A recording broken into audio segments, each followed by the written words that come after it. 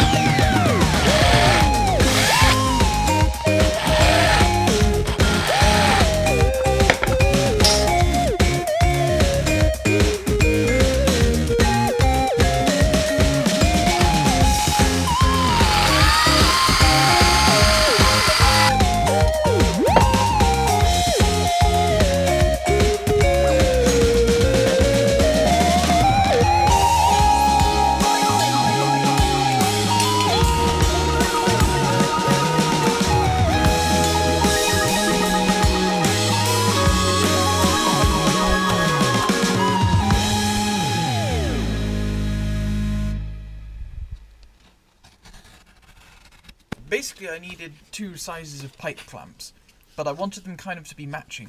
So I had a little look out on the internet, and yes, you can buy pipe clamps for 3/4 inch pipes, and you can also buy them for 35mm pipes, but they don't match at all. Like, you get one style in one and one style in the other. I mean, it's probably a bit, like, weird that maybe they don't make 3/4 inch pipes or something like that, and they only make them 35mm, yet they do the 1/2 inch NPT threads, which I don't understand why this whole metric and imperial rubbish. Long story short, I had to make my own, which I thought would be more of a pain in the backside than it actually was. Yeah, as you can see, we made these out of a couple of 3D printed sleeves and some galvanized sheet just sort of bent into a weird sort of C clamping shape thing, just to hold them all together.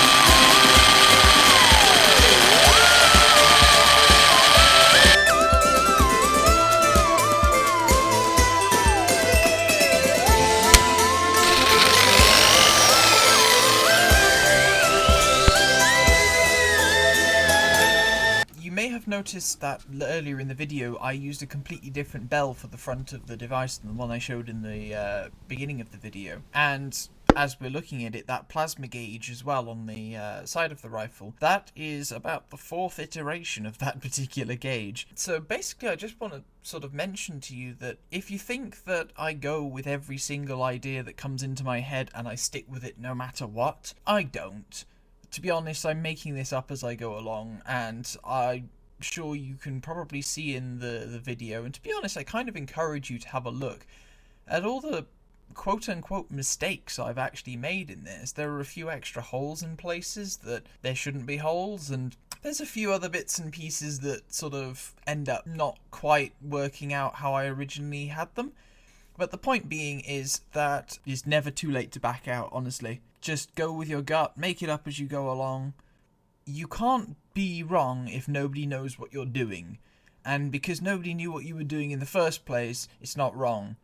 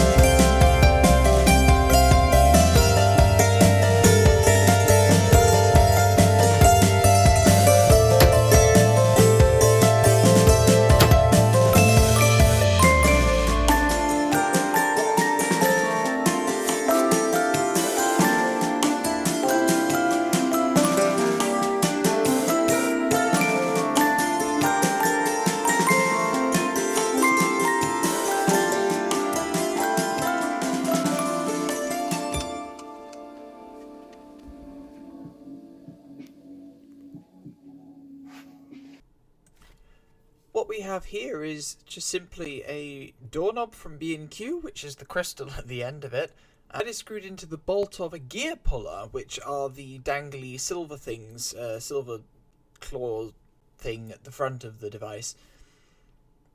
This is a technique I actually used for the previous device. If you saw in the beginning of the video, I've actually had two gear pullers mounted, one behind the other, for my last device to create a sort of a grappling arcade machine type thing on the front of it, which worked out really well. So I kind of wanted to do the same sort of thing here, but change it up a bit, so there's now a crystal in the end of it, and I don't know, it looks different, but it's still open up just like I wanted it to on the original one, because I really like that feature, and it adds an extra bit of visual stimulus to make sure, or to tell the story that the thing is firing rather than just something plain and boring that, you know, you can typically pose with.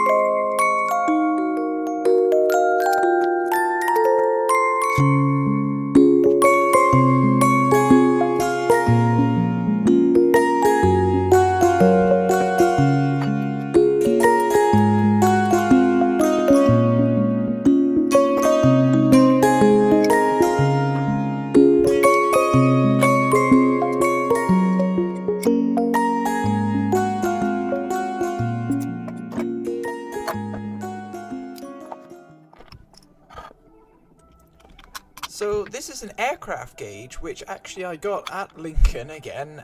It's a fantastic source for parts and pieces. But I found this actually fits inside a chrome exhaust cover, which I bought for another old project of mine, which was a pair of chrome goggles, would you believe? So another pair of goggles which didn't make it off the factory floor. I mean, do I need to tell you the reason? They were uncomfortable and heavy, and it was just a horrible idea. They look really cool in my head, and again, probably might visit later on, who knows, but... So, this is actually the offcut the rear end of, which perfectly slots the gauge inside of.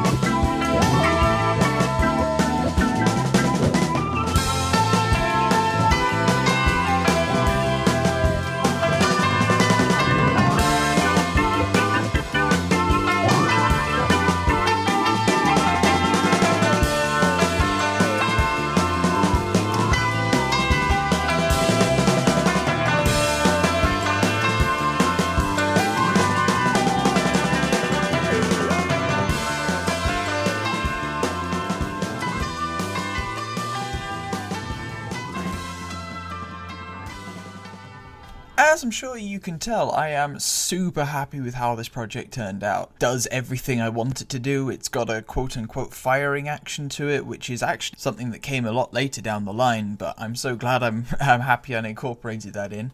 That was a huge challenge to try and get the needle to move, as well as also it to somehow pull a catch down, because trying to work out how that catch works based off of the mechanism that I'd chosen to go in there that was a headache and a half, but we got a solution that works. As for the rest of it, I think the aesthetic is fantastic. I was going to shine it all up and make it look brand new and everything, but I think I like it with a natural patina on it. It shows it's got some history, and it goes with the dents and scratches amongst other things, which I am partly to blame. Downside is I wish I'd made it a little bit lighter, as I do with everything that I make, but I mean, what are you gonna do? It's copper and it's brass and it's gonna be heavy. So I hope you enjoyed, and I shall see you in the next video.